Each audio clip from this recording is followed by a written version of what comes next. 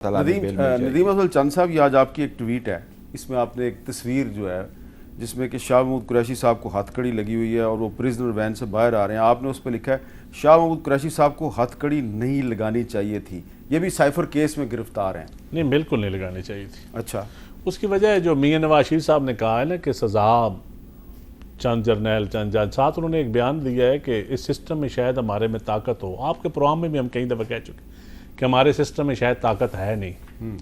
अगर सियासतदान ये समझ लें कि हमने ये सिस्टम ठीक करना है तो फिर ये हथकड़ियाँ हमें सियासतदानों को नहीं लगानी चाहिए। तो हम अपने मुखालफिन को हथकड़ियाँ लगाएं। भाई देखें, एक सीनियर सियासतदान है, बेशक मेरा मुखालफ है, वो कोई भाग तो नहीं रहा। हथकड़ी आप लगाते हैं, कोई भागे ना।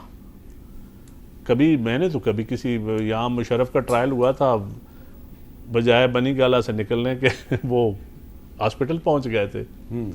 तो फिर अभी जो मैं पिछले दिनों एक मैंने और तस्वीर भी एक ट्वीट की थी, मौजूदा चीफ के साथ बाजा साहब बैठे थे किसी फंक्शन में, तो मैंने कहा काश सियासतदान भी इससे कोई सीख लें। हम आपस में क्यों नहीं बैठ सकते? हम डायलॉग क्यों नहीं ये कर बड़ी सकते? अहम बात की आपने। हम डायलॉग क्यों नहीं कर सकते? लेकिन आपने और मुस्लिम और मियाँ साहब ने कहा लेकिन अच्छी बात यह कि मैं इंतकाम की सियासत ख़त्म कर, अगर इंतकाम की सियासत ख़त्म करनी है तो फिर हमें सियासतदानों को बैठना पड़ेगा। लेकिन और पीटीआई चेयरमैन पीटीआई नुकसान क्यों उठा रहे हैं कि पॉलिटिकल लोगों से डायलॉग नहीं उन्होंने किया। उस वक्त जो उनके नौरतन होते थे, क्योंकि मैं उसमें बैठता था उस कैबिनेट में, जब भी पॉलिटिकल डायलॉग का मशवरा देता था वो कहता कि बेस कमजोर हो जाएगी। आज वो खुद भाग गए। लड़ाई इसमें सियासतदानों से मजाकरात, वो जो कहते थे बेस कमजोर हो जाएगी, वो सारे भाग गए, पीटीआई छोड़ के भाग गए। सारे भाग गए। आप कुछ कहना चाह रहे थे? मैं सिर्फ ये कहना चाह रहा था कि डायलॉग होने चाहिए, कंप्रोमाइज़ होने चाहिए आगे, लेकिन वो मुल्क के मुफाद के लिए होने चाहिए। कोई उसके आड़ में अपनी छोरियों को बचाने के लिए नहीं होने चाहिए। अगर किसी ने कोई जुर्म किया है, उसको हथकड़ियाँ लगती तो लगने दे, लेकिन उसने कोई जुर्म किया हो। आखिर इसमें है कहाँ पर कि आप शाह महमूद कुरैशी साहब को हथकड़ियाँ लगा रहे?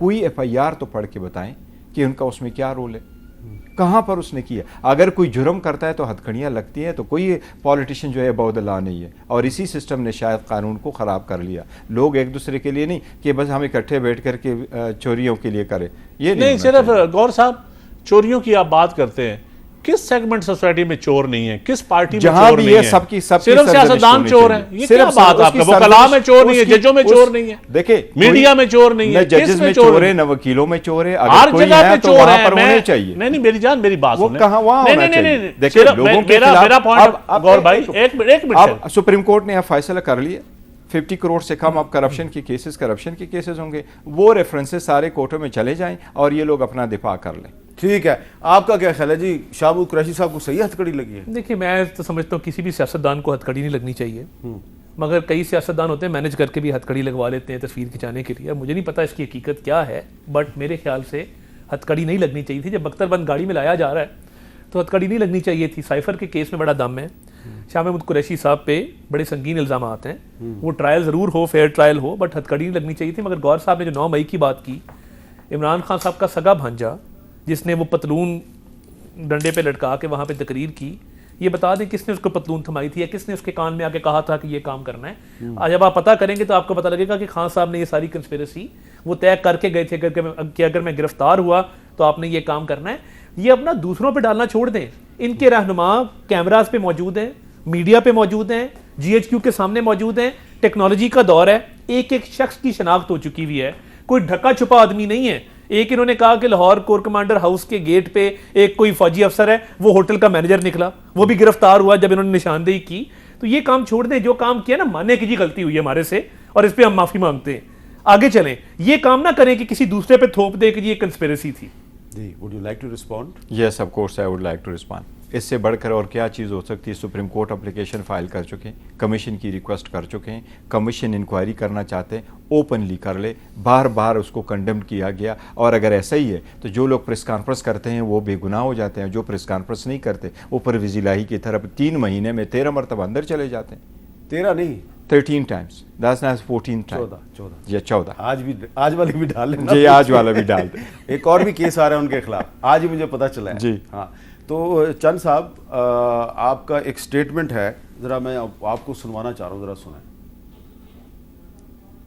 कोई अपने वोट को इज्जत दो के नजरिए से भागा है तो इसमें हमारा क्या कसूर है। हम तो यही कहते हैं कि इलेक्शन हो और इस्लामी जमहूरी इत्तेहाद की तर्ज पे ना हो, 9 सितारे फिर ना इकट्ठे किए जाए। सियासी साबका इत्तेहादी जो हमारे हुकूमती इत्तेहादी तो हो सकते हैं, कभी हमारे नजरियाती इत्तेहादी ना वो थे ना होंगे। इदारों के पीछे छुपना अच्छी बात नहीं होती सियासी जमातों की।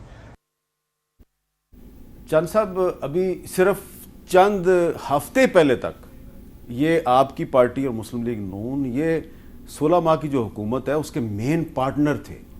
तो आपका स्टेटमेंट आता है, फिर उसके जवाब में उधर से कभी हनीफ अब्बासी साहब का आता है, कभी ख्वाजा आसिफ साहब का आ जाता है, साद रफीक साहब का आ जाता है। तो लोग कहते हैं कि यार ये 16 महीने तो एक दूसरे के खिलाफ नहीं बोले, जब हुकूमत में थे, हुकूमत से निकले थे साथ ही इन्होंने एक दूसरे के खिलाफ बोलना शुरू कर दिया। अहमद मीर साहब, आप मेरे से ज़्यादा बेहतर तारीख जानते हैं।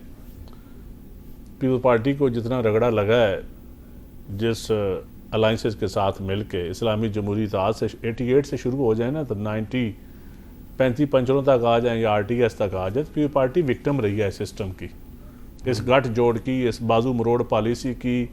आज ये सारे लोग, आज तो मैंने जो बात की, मैंने एक तो इखलाक के दायरे में की है, मैंने वो हनीफ अब्बासी साहब की तरह अल्फाज नहीं इस्तेमाल किए। उन्होंने भी अपने अल्फाज वापस ले लिए, करने भी नहीं चाहिए। जो अल्फाज आप देखें, पॉलिटिकल लोगों में इख्तलाफ होता रहता है, हम एक दूसरे पे बातचीत ज़रूर करेंगे। वोट के इज्जत की जहाँ बात है, मैं तो आज भी उस बयानिए के हक में हूँ। आपको याद है आपके प्रोग्राम में कहीं भी मैं मरीम नवाज़ की तारीफ़ कर चुका हूँ उस बयानिए की वजह से। अगर उनका अपना चचा उस बयानिए से भाग जाए या बाजवा साहब को एक्सटेंशन देने के चक्रों में उस बयानिए से भाग जाएं, नहीं तो बाजवा साहब की एक्सटेंशन में तो पीपल्स पार्टी भी शामिल थी। देखिए, मैं बात नून लीग के बयानिए की हो रही, अच्छा, बात नून लीग के बयानिए की हो रही। जहां हमारा कसूर होगा हम उसकी सजा भुगतेंगे, भुगत रहे हैं शायद, या भुगत चुके होंगे कुछ तो ये या भुगतेंगे, अल्लाह करे इंशाल्लाह कोई भी ना भुगते इस मुल्क में। पीपल पार्टी आदी है पुरानी, तो लेकिन मैं समझता हूँ कि आज भी वोट का इज्जत दो का जो बयानिया है ना, या इसका मतलब है कि लेवल प्लेइंग फील्ड, हाँ, इसका मतलब ये है, इसका मतलब है फ्री एंड फेयर इलेक्शन, इसका मतलब है एहतसाब सब का। लेवल प्लेइंग फील्ड तो आपको मांगनी चाहिए इलेक्शन कमीशन से या मुक्तदर कूतों से, आप मुस्लिम लीग नून से क्यों मांगते हैं? देखिए, मुस्लिम लीग नून मैं समझता हूँ इस वक्त हुकूमत में है। कैसे? बस अब मैं डिटेल में अनवारुल्लाह काकड़ का ताल्लुक था बलूचिस्तान अवामी पार्टी मैं से। डिटेल में नहीं जाना चाहता। आप नीचे फ़ोन कर लें, छोटे से किसी हॉस्पिटल के महकमे में फ़ोन कर लें, या पटवारी से लेकर सेक्रेटरी फाइनेंस तक ऊपर तक आ जाएं, आपको नून ही नून नज़र आएगी। मैं किसी का नाम नहीं लेना चाहता।